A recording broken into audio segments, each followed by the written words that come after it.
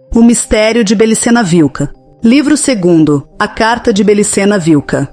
47º dia. Saudações, guerreiros hiperbóreos. Max Lúcifer aqui. Vamos para mais um dia da Carta de Belicena Vilca, do livro O Mistério de Belicena Vilca. O 47º dia. Ouça com muita atenção. Não apenas ouça, sinta com o espírito. Antes de prosseguir, convido você a se inscrever no canal, caso ainda não seja inscrito. Deixe seu like, seu comentário para ajudar no engajamento e compartilhe para espalhar o desvendar deste mistério pelo mundo. Ok, pessoal? Vamos lá. Síntese geral da sabedoria hiperbórea. Enquanto os Golem marchavam com os celtas para a Europa, o reino de Judá, no Oriente Médio, era destruído por Nabucodonosor e sua população levada ao cativeiro em Babilônia no ano de 597 a.C. Foram libertos em 536 e 20 anos depois, em 516, reconstruíram o Templo de Salomão sem achar a arca com as tábuas da lei. No século IV foram dominados pelos gregos de Alexandre e no século II se aliaram com os romanos contra os gregos. 140 a.C. Logo da morte de Júlio César, o Senado de Roma outorgou o título de rei de Judá a Herodes I, no ano de 37 a.C., e no primeiro ano da era cristã, ou no ano 4 a.C., nascia o Salvador, Jesus de Nazaré, o Cristo. Depois de Herodes I, os romanos deixaram ao povo escolhido a possibilidade de ter um rei de sua linhagem e colocaram no poder a uma série de procuradores que tentaram em vão dominar a crescente agitação social. A crucificação de Jesus Cristo, que não existiu, ou a luta contra os cristãos, que se dá como explicação da atitude belicosa e suicida dos judeus, não é correta, sendo a verdadeira causa do mal-estar o fato, pressentido por todos os membros da raça sagrada, que o arquétipo hebreu seria arrojado aos gentios. Era palpável para eles, em virtude de compartilhar da substância do demiurgo, a ação judaizante que se realizaria dali em diante sobre todo o mundo. O que não lhes parecia tão claro era de que modo, depois da presença de Jesus Cristo, poderia cumprir-se o antigo pacto de Jeová-Satanás, a promessa de que a linhagem sagrada herdaria o poder sobre as demais nações. Seriam necessários vários séculos e o trabalho eminente de rabinos cabalistas para que os hebreus recuperassem a fé sobre seu papel na história. Mas enquanto esse tempo chegava à paciência dos romanos, se esgotou muito antes. No ano de 70 depois de Cristo, o general Tito destruiu Jerusalém, o Templo de Salomão, e dispersou aos judeus por todos os cantos do Império Romano. Com a diáspora do ano 70, começa a história moderna do povo eleito, cuja culminação está por produzir-se em nossos dias, quando a sinarquia transferirá às suas mãos a totalidade do poder mundial. Quando, em 313, o imperador Constantino, o Grande, reconheceu ao cristianismo como religião oficial do Império Romano, iniciou-se uma época difícil para a raça sagrada. O motivo era que nos povos recentemente cristianizados predominava mais a memória do sangue de Christus Lúcifer que o arquétipo judaico de Jesus Cristo, fato que quase sempre desemboca em um generalizado sentimento antissemita. Ainda que em larga escala terminaria por triunfar a permanente influência do raio geotopocêntrico de Jesus Cristo sobre a memória hiperbórea, e as massas acabariam judaizadas, enquanto tanto a raça sagrada correria o perigo de ser exterminada. Mas a ameaça logo seria conjurada. Se existiu realmente um perigo efetivo contra os judeus, é algo que terá de se duvidar, pois no século V, São Bento de Nursia funda a Oedem, na qual ingressaram os Golem cristãos, que se incumbiram desde então a tarefa de mediar entre a igreja e a sinagoga. Como informei em dias anteriores, as tábuas da lei ficaram onde as havia ocultado Salomão, e recém foram achadas pelos Golem Templários na Idade Média. Aquelas tábuas foram feitas pelo demiurgo Jeová Satanás, para imitar a ação fundadora do grau. Há que se indagar, pois, que foi do grau o modelo metafísico das tábuas, ao contrário da pergunta pelas tábuas da lei, que obrigou a referir-se a fatos da história.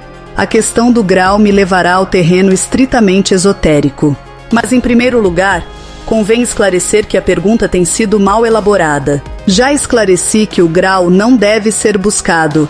Acrescentarei agora que se trata de um objeto do qual não é possível apropriar-se e que, portanto, deve ainda estar onde sempre esteve. É um erro, pois, tanto buscar o grau como interrogar o que tem sido dele. Mas se perguntará, como encarar esse mistério então para obter algum conhecimento adicional livre de paradoxos? A única maneira, a meu ver, de avançar no conhecimento do mistério consiste em aprofundar as analogias que ligam a função orientadora até a origem do grau, função externa, com as vias secretas de libertação espiritual da sabedoria hiperbórea, as que são funções internas, orientadoras à origem. Sentido se pode estabelecer uma analogia muito significativa entre a pedra grau da estratégia odal e os lapis oppositiones, empregados na via da oposição estratégica. Já expliquei sinteticamente que a via da oposição estratégica consiste no uso da técnica arquemônica, ou seja, na disposição de uma arquêmona ou cerco estratégico e de um lápis oppositiones fora do cerco, na fenestra infernalis que dá ao Valplades. Aplicando a lei do cerco à arquêmona se consegue isolar o lugar do Valplades, ou seja, se consegue livra uma área no mundo do demiurgo. Mas isso não é suficiente. É necessário que os iniciados se desincronizem do tempo do mundo e governem um tempo próprio, inverso, que lhes permita dirigir-se à origem. Para isso praticam a oposição estratégica contra os lápis oppositiones, que se encontram situados sobre uma runa no Valplades, de frente à fenestra infernalis. Vou agora aproximar-me do maior segredo, aquele que explica o método usado pelos deuses para manter, permanentemente, eternamente se preferir, o grau no mundo. Começarei por indagar o seguinte: qual é a residência dos deuses leais? Pode-se partir de uma resposta conhecida que eu venho repetindo muitas vezes. Os deuses residem em Ktaagar, no Valhalla de Agartha. Tal resposta é correta, mas insuficiente, pois caberia perguntar por sua vez: o que é o Valhalla? Onde se encontra? Frente a estas interrogações, podem adaptar-se dois critérios. 1. Recorrer a elementos da mitologia nórdica e dizer, por exemplo, que, no alto do fresno Yggdrasil, se encontra o Valhalla, lugar onde vão residir os guerreiros mortos em combate, regido por Wotan, etc. E um segundo critério, que me parece mais acertado, consiste em despojar as respostas de adornos folclóricos e expressá-las com símbolos da sabedoria hiperbórea, os que poderão ser facilmente interpretados mediante analogias. Com este critério, é possível afirmar imediatamente que o Valhalla é a praça liberada pelos deuses, ou Ases, em algum lugar do universo do Uno. Esta praça, naturalmente, tem as dimensões de um país e se acha totalmente fortificada. Nela habitam os senhores de Vênus e muitíssimos deuses e valquírias, que se preparam permanentemente para a luta enquanto aguardam o fim do Kali Yuga e o despertar dos espíritos cativos. Seus incontáveis deuses guerreiros, imortalizados com seus corpos de Vajra, formam nas fileiras do Wildshir o exército furioso de Wotan e vigiam as muralhas do Valhalla, ainda que o inimigo jamais se atrevesse ante tão terrível guarnição hiperbórea. Os deuses liberam a praça do Valhalla aplicando com suas poderosas vontades a lei do cerco às muralhas de pedra. A conquista do tempo próprio que reina em Valhalla e que os tornam independentes de qualquer ciclo ou lei do mundo do demiurgo procede de uma maravilhosa operação de oposição estratégica. Mas qual terá sido a pedra, o lápis oppositiones que os deuses empregaram em sua estratégia hiperbórea? Desde que ocorreu o conflito das origens, há milhões de anos, os deuses praticam a oposição estratégica contra uma preciosa gema extraterrestre facilitada pelo valente Senhor, Christus Lúcifer. Essa pedra se chama Graal. Und dieser Stein ist Graal genannt. Wolfram von Eschenbach. A relação análoga entre Arquêmona e Valhalla se torna mais evidente ainda se considerar que este possua uma porta infernalis, equivalente à fenestra infernalis daquele. A porta infernalis é uma abertura na muralha que se encontra permanentemente vigiada por atentas sentinelas, frente à porta infernalis, mas fora do Valhalla, ou seja, no mundo, se encontra situado o Graal, sobre uma vruna. Contra ele, segundo dizem, os deuses praticam a oposição estratégica. É necessário aprofundar um pouco mais a descrição desta disposição devido à sua extraordinária importância para a aproximação ao mistério do Graal. Antes de tudo, direi que o Graal, como lápis oppositiones, foi depositado na origem sobre uma vruna e ainda segue ali, sobre a vruna e na origem. Não se trata de um jogo de palavras, senão de uma propriedade do Graal que deve ser examinada com atenção.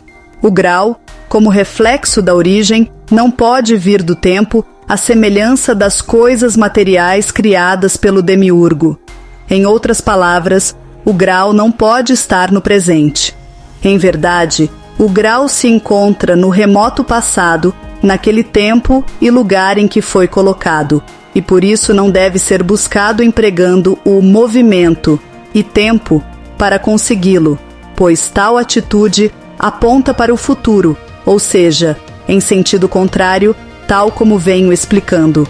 Mas se o Graal se encontra no passado, se o tempo não o arrasta para o presente com sua incontível fluência, como acontece com os objetos matérias, e tem sempre permanecido ali, no passado, como é que temos chegado a saber dele? E, o mais importante, como pode aturar no presente, tal como o exige a estratégia odal, prescindindo do tempo? Ou seja, em virtude de que elemento se conecta ao Graal, desde o passado com o presente, por exemplo, com um líder hiperbóreo, a solução a estes problemas tem constituído desde antigamente um perigoso segredo, que agora vou tratar de revelar. O enigma se resolve raciocinando deste modo. Se bem o Graal tenha permanecido sempre no passado, propriedade que unicamente possui no universo a gema de Christus Lúcifer, o mesmo não tem acontecido com a vruna que o sustentava, e que todavia o sustenta. Eis aqui o grande segredo. Enquanto o Graal, reflexo da origem divina, permanece como tal, situada na origem, a vruna sobre a qual foi assentado vem atravessando milênios e tem chegado até o presente. Por certo que a vruna sempre está presente, o que significa, em qualquer circunstância histórica. Falarei um pouco da vruna, conhecida como vruna da origem ou vruna de Orichalco. Mas cabe esclarecer que tais nomes não só designam ao símbolo da vruna, como também a pedra terrestre que foi assento primordial do Graal. Por isso, quando na sabedoria hiperbórea se faz alusão à vruna de Orichalco, do que se está falando, na realidade, é de uma pedra muito antiga, de cor azul-violeta, em que os deuses engastaram um signo vrúnico de Orichalco. É necessário, pois, conhecer a procedência da mesma e o motivo de sua construção. Já mencionei outras ocasiões que, em um princípio, os deuses ingressaram no sistema solar pela porta de Vênus, e que um grupo deles, os deuses traidores, se associaram ao plano do demiurgo, provocando depois, em combinação com este, a catástrofe dos espíritos cativos. Os espíritos hiperbóreos foram aprisionados à matéria por ter caído em uma cilada cósmica, o mistério de a morte, mas não falarei agora disso. O efeito que se produziu no mundo evolutivo do demiurgo ao assimilar aos espíritos confusos é o que hoje chamaríamos de uma mutação coletiva. Ao mal da ordenação imitativa da matéria, feita pelo demiurgo, Somou-se depois o mal da mutação de sua obra e o aprisionamento dos espíritos, ou seja, a modificação do plano realizada pelos deuses traidores. E para controlar tão maligna empresa, os deuses traidores decidem fundar a Fraternidade Branca, na qual se devem organizar as diferentes manifestações dévicas do Demiurgo. A sede central do poder, Chang Shambhala, é também a chave da mutação coletiva dos 7 reinos da natureza. Em efeito, de que maneira o Demiurgo manteria a estabilidade da forma sobre a Terra e como se assegurava, ante a mutação, de que os 7 reinos evoluiriam de acordo com seu plano? Há 2 princípios que interferem na execução do plano, um estático e o outro dinâmico. O plano se apoia estaticamente nos arquétipos e dinamicamente no hálito do Logos solar. É dizer que era uma força procedente do Sol, veículo físico do Logos solar, a que manteria o impulso evolutivo nos 7 reinos da natureza terrestre. Bem, para provocar qualquer alteração permanente no plano do Demiurgo, é imprescindível interceptar a corrente energética procedente do Sol, que, atravessando o oceano de Prana, converge sobre a Terra. Para cumprir com esta condição, os deuses traidores se instalaram desde o início entre o Sol e a Terra, em uma posição fixa que jamais deixa passar nenhum raio de luz, ou seja, nenhum fóton, sem que antes tenha sido interceptado. Esta afirmação pode parecer fantástica, e em verdade o é, mas mais fantástica e insensata tem sido a construção de Chang Shambhala, já que o que temos descrito é a função técnica da sede do poder dos deuses traidores. Eis aqui outro segredo que já não é tal. A localização de Chang Shambhala se poderá agora determinar a partir deste dado. Sempre se encontra entre a Terra e o Sol. Na realidade, Chang Shambhala está muito próxima da Terra, o que dará uma ideia de seu enorme tamanho. Porém, aqui não se trata de um capricho, mas que se deveu construir assim por exigências de sua função moduladora do plasma genético solar. Por suposto, não faltará quem diga neciamente que tudo isto é um disparate, dado que as tradições do Tibete e da Índia, que Chang Shambhala é um reino situado na Ásia, entre as montanhas Altai, o deserto de Gobi e os Himalaias. Sem dúvida, um comentário deste tipo constituirá um disparate maior que minhas afirmações. Em princípio, as montanhas tradicionais do Tibete e da Índia são produtos da desinformação estratégica que durante séculos tem lançado a fraternidade para que se ignore a verdade. E em segundo lugar, direi que os dados mais sérios da tradição, já que há alguns dados dignos de crédito, sempre mencionam a localização da porta de Chang Shambhala e jamais ao reino em si. Esta sutil distinção é sumamente sugestiva, pois o fato de que em um determinado lugar geográfico exista uma porta não implica que o reino está imediatamente por detrás.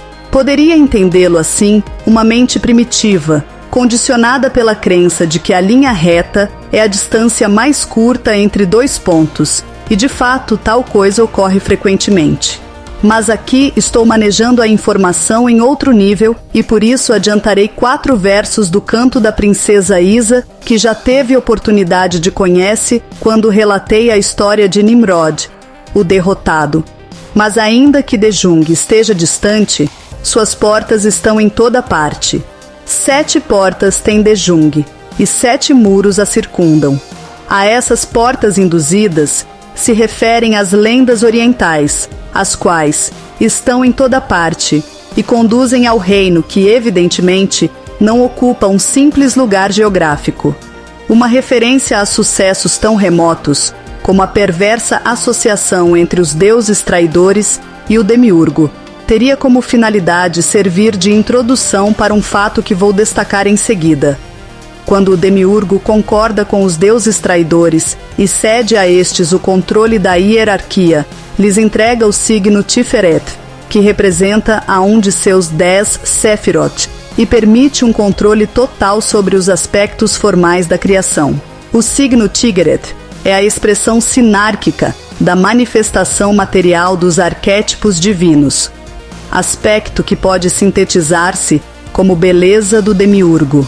Mas se não ficou claro, convém repetir que os demônios de Chang Shambhala ficaram em posse de um signo que representa todo o aspecto Tiferet do demiurgo, permitindo acessar a ele e compartilhar seu poder. Naturalmente que o signo Tiferet é a chave de Maya, a ilusão do real e, portanto, a mais terrível ferramenta da feitiçaria. Aquele que observa o signo Tiferet, o qual é bastante complexo, a partir do mundo, ou seja, encarnado karmicamente, corre o risco de abismar-se imediatamente, perdendo todo o ponto de referência e, por conseguinte, a razão. Por tal motivo, a sabedoria hiperbórea recomenda aplicar a lei do cerco ao signo Tiferet para poder observá-lo sem perigo. Não é demais ressaltar que em toda ofensiva hiperbórea contra os demônios de Chang Shambhala, cedo ou tarde, se produz um confronto com o signo Tiferet, dado que se confia em sua nefasta influência para vencer aos homens despertos. Logo que os deuses traidores receberam o signo Tiferet e construíram Chang Shambhala, já não foi possível os deuses leais permanecerem sobre a superfície terrestre. Porém, tampouco desejavam abandonar o sistema solar, deixando atrás de si milhares de milhões de espíritos cativos. Então planejaram a estratégia Odal. Mas antes, que quadro apresentava um espírito cativo? Basicamente, a perda da origem e a inconsciência conseguinte, ou seja, a perda do tempo próprio. O aprisionamento à matéria parte fundamentalmente do aprisionamento ao imanente fluir da consciência do demiurgo, ou seja, da sincronização ao tempo do mundo. Os espíritos cativos, ligados ao tempo, iam tardar milhões de anos em recuperar sua consciência, se é que algum dia o conseguiriam.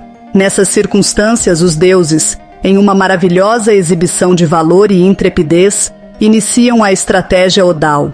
O primeiro problema que deveriam enfrentar é manter-se independentes do tempo, mas não fora dele, já que teriam que seguir de perto as desventuras dos espíritos cativos para ajudá-los a evitar a confusão estratégica e, eventualmente, resgatá-los. Por outra parte, a independência do tempo era necessária para que os deuses pudessem conservar seu tempo próprio, sua consciência da origem, pois de outro modo correriam o risco de cair também no grande engano. Mas, enquanto se sucederam as eras, os deuses deveriam dispor de um lugar agradável, apto para ser ocupado e defendido por uma guarnição de terríveis guerreiros estelares. Estes eram os problemas principais. Havia outros, mas os passarei por cima em homenagem à brevidade. O procedimento a seguir foi o seguinte: os deuses leais buscaram um lugar da Terra conveniente para seus propósitos. Como tal lugar iria desaparecer depois da oposição estratégica, não o escolheram dentro de um continente, pois isso teria ocasionado talvez um cataclismo, que atrasaria ainda mais o destino dos espíritos cativos. Em troca, buscaram entre as ilhas e elegeram uma delas, situada no que hoje seria o extremo setentrional, mas que naqueles dias era uma zona tropical, procedendo a seguir em cercá-la. Sendo uma ilha enorme, o trabalho a realizar para construir um ciclópea muralha de pedra em todo o seu perímetro pareceria hoje uma tarefa impossível. Mas a sabedoria hiperbórea que dispunham os deuses lhes deu a solução para acabar rapidamente com tal trabalho, e em pouco tempo um colossal muro transformava a paradisíaca ilha em inexpugnável fortaleza. Não é possível descrever a arquitetura extraterrestre dos muros, pois me perderia em explicações e não adiantaria muito. Somente direi que, em alguns pontos, a construção era semelhante à fortaleza pré-inca de Sacsayhuamán, perto de Cusco, no Peru. Mas tal semelhança, devo dizer também, era muito aproximada, já que a muralha de Sacsayhuamán é ainda demasiado humana.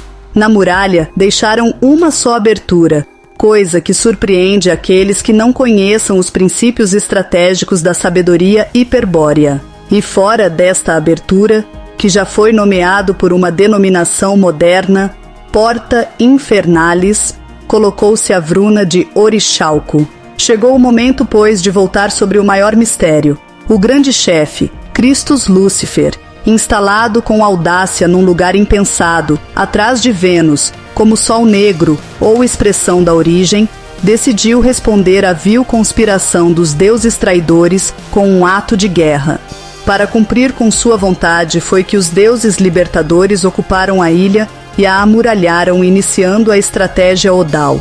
Mas a estratégia Odal teria por objetivo despertar e orientar aos homens, individual ou racialmente, como já o dissemos. Então, em que consistia o ato de guerra com que respondia Christus Lúcifer à traição dos deuses de Chang Shambhala? Concretamente, o golpe de guerra estava dado pelo grau. A gema hiperbórea, tirada da fronte do generoso senhor e assentada no mundo do demiurgo, impediria aos demônios negar a origem divina do espírito, já que seu inofuscável brilho desprendia a todo o momento os reflexos da pátria primordial. O grau, ao divinizar as linhagens hiperbóreas, constituía o desafio maior, pois ameaçava fracassar os planos infernais. O conflito seria, então, eternamente exposto por todo aquele que conseguir despertar, qualquer que fosse o inferno em que se encontrasse, já que o grau seria assentado no plano físico, ou seja, na mais baixa das regiões infernais, e seu brilho seria visto de todos os cantos do mundo, incluindo o plano astral e todos aqueles purgatórios que os demônios preparam ali para enganar aos espíritos. Ainda que naqueles planos tão sutis das mônadas emanadas pelo demiurgo, onde também há espíritos hiperbóreos completamente idiotizados, a quem se tem feito crer que devem permanecer ali enquanto seus outros corpos, mais densos, evoluem. Por último, o grau era, se me permite a metáfora, um tapa na cara dos demônios, para um desafio ao qual estes, por sua covardia, não seriam capazes de responder. Mas não era tão simples conseguir que o grau, uma vez ingressado no plano físico, permanecesse simplesmente localizado em um lugar, por exemplo, num altar. Por seu caráter atemporal, como reflexo da origem, o grau qual verdadeiro diluente universal atravessaria tudo e se perderia de vista, especialmente se para quem o visse transcorresse o tempo do mundo.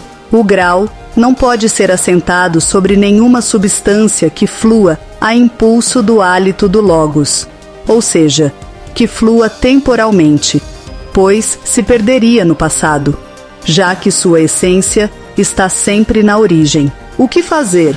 Tem de se preparar um lugar material de maneira tal que suporte ao grau, ainda que este permaneça no passado e ainda que o tempo do mundo transcorra efetivamente para tal lugar. Pode-se construir algo assim? Somente se entre a substância do assento e o grau se intercala um signo que neutraliza a temporalidade. Isto significa que o signo deve representar o movimento inverso ao empregado pelo demiurgo para construir o sistema solar. Um signo assim, que é o cúmulo dos símbolos hereges, foi empregado pelos deuses para construir o lugar do grau, ao qual se tem chamado Vruna de Orixalco. Atenção a isto, porque direi somente uma vez. Da Vruna Orixalco, que é um signo muito complexo e de tremendo poder mágico, se deriva prévia mutação e deformação, a runa suástica, da qual se tem escrito tantos disparates. Para construir o assento do grau, optou-se por uma pedra cristalina de cor azul-violeta, semelhante a uma ágata. Em sua parte superior, em uma zona ligeiramente côncava, engastou-se a Vruna de Orixalco, habilmente cinzelada pelos deuses leais. E uma vez concluindo o assento, depositou-o fora das muralhas da ilha, em direção à Porta Infernalis, mas a muitas milhas dali, em uma região continental. Será difícil que alguém possa imaginar o maravilhoso espetáculo do grau descendo nos 7 infernos. Talvez se pensar num raio verde, de brilho cegante e influência gnóstica sobre o vidente, ante quem os demônios viram seus feios rostos gelados de espanto. Um raio que, como lâmina cortante de invencível espada, vai rasgando os 400.000 mundos do engano, buscando o coração do inimigo, uma verde serpente voadora que porta entre seus dentes o fruto da verdade, até então negado e oculto. Se pensar num raio, na espada, no fruto, na serpente, talvez assim seja possível intuir o que ocorreu naquele momento crucial quando a verdade foi posta ao alcance dos espíritos cativos. Sim, porque desde que o grau se assentou sobre a vruna de Orixalco, a árvore da ciência ficou plantada ao alcance daqueles que, completamente confusos, viviam no inferno, crendo habitar um paraíso. De agora em diante poderiam comer seu fruto e seus olhos seriam abertos. Aleluia por Christus Lúcifer, a serpente do paraíso. Aleluia por aqueles que comeram do fruto proibido, os homens despertos e transmutados. Qual foi o passo seguinte dos deuses? Previamente à descida do grau, mas quando este fenômeno já estava ocorrendo em outros planos, aplicaram a lei do cerco às muralhas da ilha, isolando a área interior da exterior. Para compreender o efeito que tal ação estratégica produziu, há de se ter presente que essa era a primeira vez que se liberava uma praça no sistema solar. Quando um anel de fogo pareceu brotar das imponentes muralhas e já não se viu mais o interior da ilha, envolta em uma estranha nuvem vibratória e flamejante, o demiurgo começou a sentir amputada sua substância. A estratégia dos deuses ameaçava ganhar dele, não somente na área plana da ilha, mas também seu relevo, seus montes e vales, seus lagos e bosques, sua vegetação e animais. A ilha, país vasto, era também uma gigantesca arca de Noé, que deveria receber durante milênios aos homens que conseguissem despertar e fugir das cadeias materiais, e também aqueles que se tivessem transmutado lutando até a morte nas batalhas. Todo um país subtraído ao controle imanente do demiurgo era uma experiência nova, mas, como quer que isto tenha sido possível, o certo é que a ilha continuava ali, oculta por uma barreira de fogo, mas no mesmo lugar. É por isso que a reação do demiurgo fez tremer a terra, buscando afetar de algum modo aquele fenômeno incompreensível e recuperar o domínio da praça. Terríveis maremotos agitaram os mares adjacentes e ventos nunca vistos sopraram inutilmente contra as titânicas muralhas. O céu se escureceu pelas nuvens de cinza dos vulcões, subitamente despertos, e o fundo do oceano ameaçava partir-se e tentar tragar a ilha liberada. O mundo parecia ter enlouquecido, mostrando o espetáculo aterrorizante de todas as forças da natureza, descontroladas, quando, como se fosse o cúmulo das abominações, o grau desceu sobre a terra. Que poderia agregar para dar uma ideia do que sucedeu ali? Já disse que é muito difícil descrever, e até mencionar. Um sucesso que gerou uma irritação perpétua nos demônios. Talvez este comentário lhe diga algo, doutor. Se lembrar das explicações cabalistas de Bera e Birsa, ao cair o grau sobre a terra, além dos 370 vezes 10.000 mundos, o grande rosto do ancião lançou um grito de horror que ainda se ouve reverberar nos confins do cosmo. Nem bem o grau assentou-se sobre a runa de Orixalco, os deuses leais praticaram a oposição estratégica, conseguindo agora sim que a ilha amuralhada se tornasse invisível, desaparecendo da superfície terrestre. Daí em diante, os homens adormecidos falariam do Valhalla, a morada dos deuses, e também de Hiperbórea, a ilha tragada pelo mar, pois o mito original, transmitido carismaticamente pelos deuses, sofreu distintas quedas no esoterismo devido à impureza de sangue dos homens adormecidos. E é isso, pessoal. Chegamos ao final de mais um dia da carta, mas ainda há muito pela frente. Espero que tenham desfrutado deste episódio, o 47º dia da carta de Belicena Vilca, do livro O Mistério de Belicena Vilca.